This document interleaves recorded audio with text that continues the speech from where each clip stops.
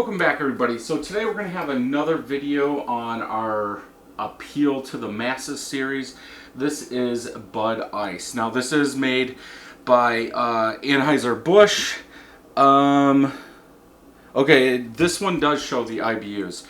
So 5.5% ABV and per untapped 15 IBUs. Now, I just did the natural ice. I am going to do a side-by-side, but I believe when I looked that up, it did not have the IBUs on there, and I wanted to make sure one of these had. So this is Appeal to the Masses. I do a lot of craft beers around Michigan that most people can't get. So we wanted to start a series, Jessica and I, on just standard beers that pretty much anybody can get. So I did pick this up at the gas station.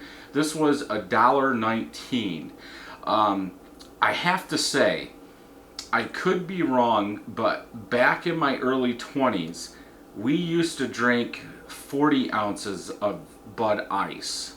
I'm pretty sure, but I almost want to say it was like 7.5%. So I could be wrong. Maybe they did have it back then, and now they changed. But they didn't have any 40s. They just had 22s and 25-ounce cans. So this one, and I'll talk about it more in the side-by-side, but Anheuser-Busch makes this and the natural ice, and I'm pretty sure it goes through the same process. Now, I'm not sure about the whole process. I did look it up a little bit. After fermentation, they do chill it down. It creates ice crystals.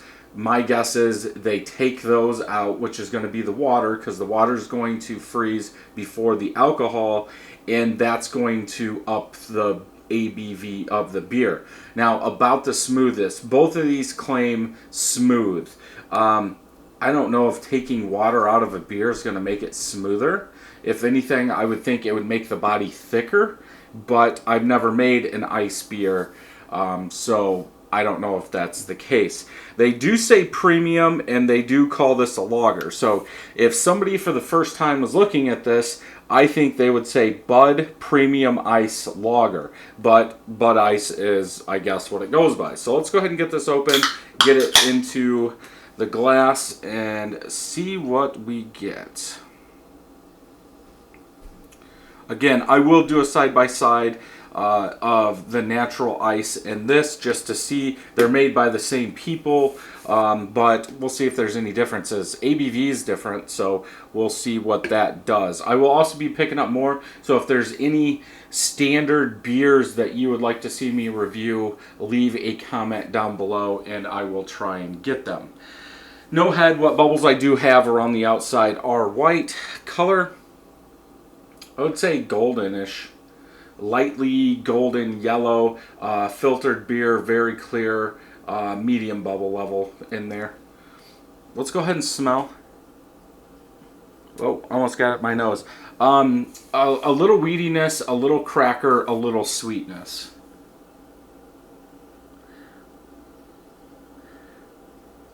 It smells like a very low ABV wheat beer. I don't know if they're using wheat, but that wheat cracker comes out in this beer.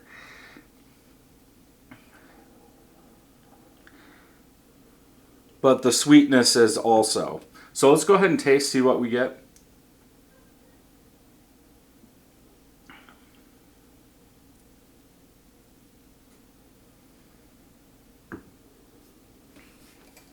Overcarbed a little bit. I think the body on this one is a little thicker. Now the ABV is a little bit lower, so that, in my eyes, is going to produce a little thicker beer because you're not taking all the sugar out of it. The higher you ferment a regular, say, IPA or something, the thinner the body is going to be because you're going to take out those sugars. So leaving the sugars in is going to mean more a thicker body. Now, is that going to say if it's 8%, it's going to be like water, and if it's 5%, it's going to be like motor oil? No, it's not going to be that big, but because I just did the natural ice, this one does have a thicker body.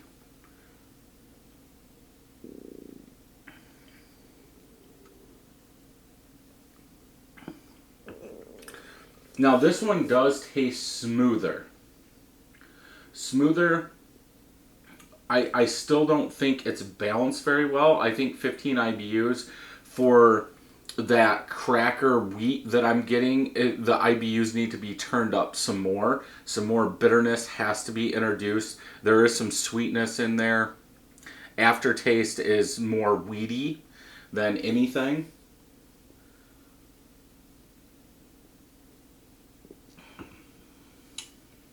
Now maybe because I haven't had a lot of these beers, maybe if they're using corn, that's corn, but that's what I get in low ABV wheat beers.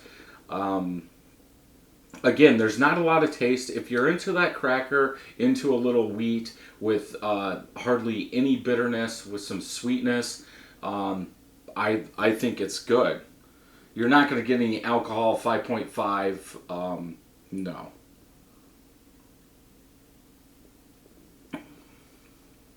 I think that wheat, that cracker is a little, I wouldn't say too much, but it does take over. So even if this had like 30 IBUs, my guess is you still wouldn't notice those IBUs. The perceived bitterness on this is like nothing. Yeah, clean. There's just not a lot to it. Again, if you like a little bit of cracker and a little bit of wheat, sure, go for it. Drink it all day. For me, I would probably have to go with a 3.25 out of 5 on this one. It's drinkable. Would I buy it again? No, I would rather drink Natter Days. I think that has a little bit more flavor. I don't see when I would drink this. I guess if somebody brought a whole bunch of them to a party, I would drink it. But yeah, I could have swore, because when I mean, obviously I've known these have been out, but yeah, I'm pretty sure we used to drink 40s of Bud Ice, because it was more of a tag, and it seems like it was like black, but then it went up into like checkers or something, and it was blue across it. Then the Bud was red and the ice was white going in those. I could be wrong, but I'm pretty sure that's what we used to drink. So yeah, let me know if you've had this, and if you want to recommend any beers like this, leave them down below. Check out some more beer reviews over here, and until next time, happy brewing.